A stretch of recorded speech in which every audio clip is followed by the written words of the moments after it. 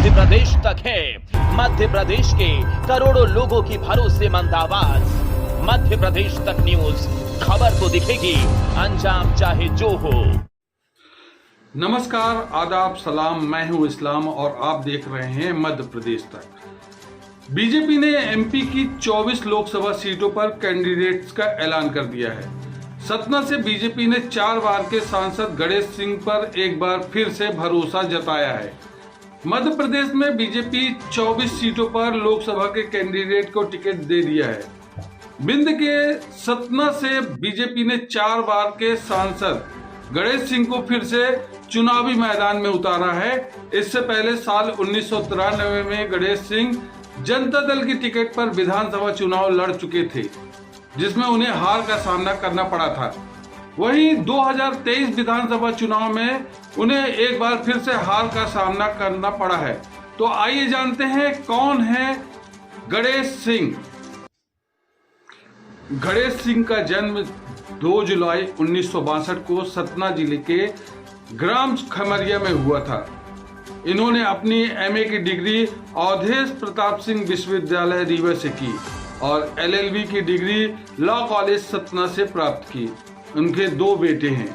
सतना से बीजेपी सांसद गणेश सिंह का राजनीतिक सफर 1995 से शुरू हुआ। वह 1995 से लेकर 1999 तक सतना जिला परिषद के सदस्य रहे। उन्होंने इसके बाद 1999 से 2004 तक जिला पंचायत का पद संभाला। इसके बाद बीजेपी ने उन्हें साल 2004 में 14वीं लोकसभा के लिए टिकट दिया। इसके बाद वह मानव संसाधन विकास संबंधी स्थायी समिति के सदस्य रहे।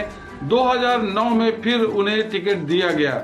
वह फिर चुनाव जीत गए और 2011 से 16 तक बीजेपी एमपी के सचिव रहे। 2014 में फिर मोदी लहर के बीच चुनाव हुए और गणेश सिंह मई 2019 में उन्हें फिर से एक बार लोकसभा चुनाव सांसद चुन लिया गया। सांसद गणेश सिंह हमेशा लाइमलाइट में रहते हैं। सांसद गणेश सिंह 4 बार से सांसद चुने जा रहे हैं सतना लोकसभा सीट को लेकर।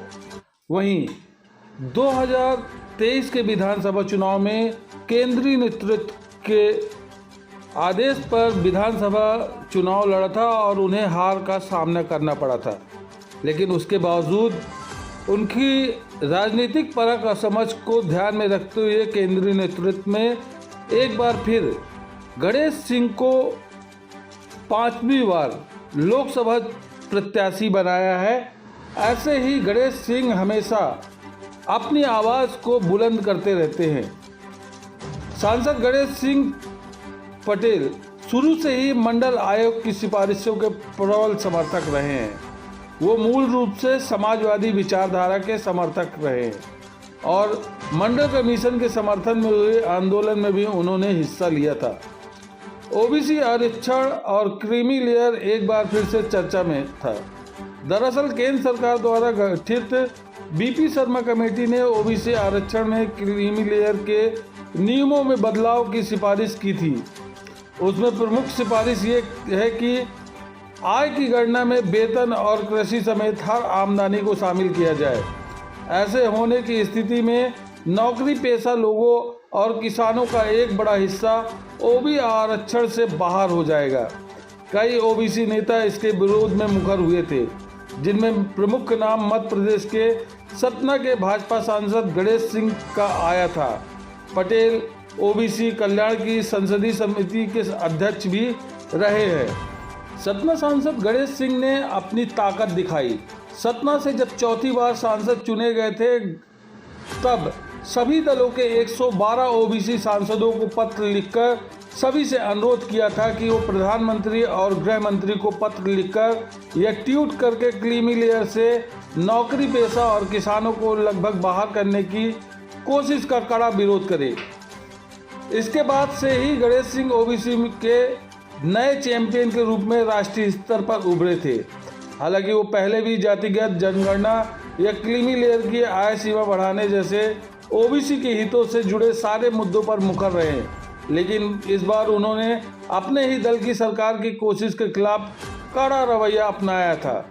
बहुत सारे लोगों को सांसद गणेश सिंह के बारे में पर्याप्त जानकारी नहीं है। दरअसल गणेश सिंह शुरू से ही मंडल आयोग की सिफारिशों के प्रबल समर्थक रहे हैं। वो मूल रूप से समाजवादी विचारधारा के समर्थक रहे हैं।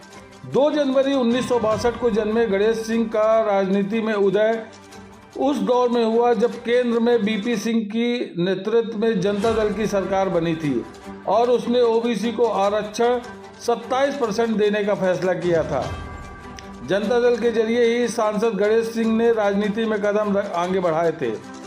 जब सागर से सांसद रहे लक्ष्मी नारायण यादव मध्य प्रदेश में जनता दल के प्रदेश अध्यक्ष होते थे, तब उन्होंने सतना के इस होनहार और जुझारू युवा की क्षमता को पहचानते हुए युवा जनता दल की मध्य प्रदेश इकाई का प्रदेश अध्यक्ष बनाया था। बीजेपी ने राजनीति में जगह दी, तब तक मध्य प्रदेश में जनता दल तकरीबन खत्म हो चुका था। जो थोड़े बहुत नेता बचे थे वो कांग्रेस में जा चुके थे या फिर भाजपा में।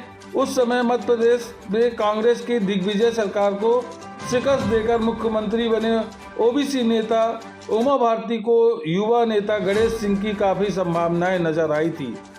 उमा भारती जानती थी कांग्रेस को हराने के बाद भी खुद भाजपा के अंदर ही उन्हें स्वर्ण लाभी का विरोध झेलना पड़ सकता है। इसलिए उन्होंने गणेश सिंह जैसे तेज तर्रार नेताओं की जरूरत थी।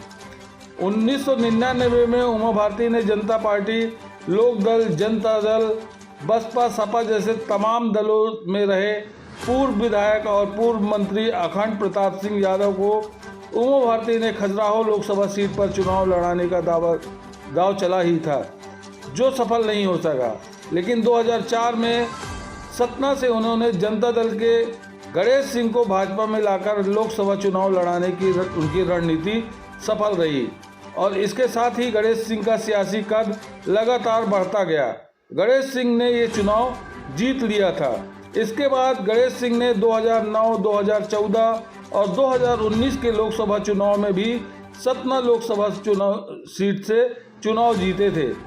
2014 में उन्होंने स्वर्गीय अर्जुन सिंह के बेटे और नेता प्रतिपक्ष अजय सिंह को मात दी थी।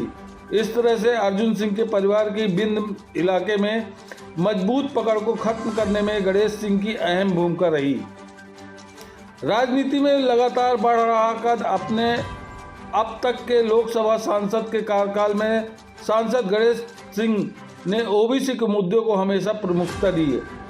इसी वजह से उन्हें ओबीसी कल्याण की संसदीय समिति का अध्यक्ष बनाया गया था और इस नाते उनका जो कद बढ़ा उसका ही इस्तेमाल करते हुए उन्होंने ओबीसी क्रीमी लेयर के नियमों को होने जा रहे खतरनाक बदलाव का विरोध भी किया था। साथ ही उसे राष्ट्रीय मुद्दा भी बना दिया था। आज की स्थिति में क्रीमी लेयर में संशोधन की सिफारिश करने वाली कमेटी के चेयरमैन बीपी शर्मा देश भर में ओबीसी तबके के बीच खलनायक बन चुके थे और अब सरकार भी उनकी सिफारिशों पर आगे बढ़ने से पहले पुनर्विचार करती दिख रही थी। जैसा कि गृह मंत्री अमित शाह ने संकेत दिया है कि अगर ओबीसी के लिए यह बात कुछ मायने रखती है तो इसका पूरा श्रेय समाजवादी पृष्ठभूमि के और मंडल आयोग के प्रबल समर्थक सांसद गणेश सिंह पटेल को जाता है। ऐसे ही सांसद गणेश सिंह को भाजपा ने एक बार फिर भरोसा जताया है और सतना लोकसभा सीट से उन्हें अपना प्रत्याशी बनाया है। बताया जा रहा है कि सतना लोकसभा सीट में लगातार 4 बार से सांसद चुने जा रहे गणेश सिंह इस बार भी उनकी जीत लगभग तय मानी जा रही है। तो ये रहे सांसद गणेश सिंह के जीवन की राजनीतिक पहलू की जानकारी और आगे आपसे हम बात करते रहेंगे, जानकारी देते रहेंगे। तब तक मुझे इजाज़त दे। नमस्कार, सलाम, आदाब, नमस्कार। न बेमतलब के मुद्दे, न बेमतलब की बहस, खबर सिटी से लेकर गांव तक की, संसद से लेकर सड़क तक की, मध्य प्रदेश तक है। मध्य प्रदेश के करोड़ों लोगों की भरोसेमंद आवाज, मध्य प्रदेश तक न्यूज।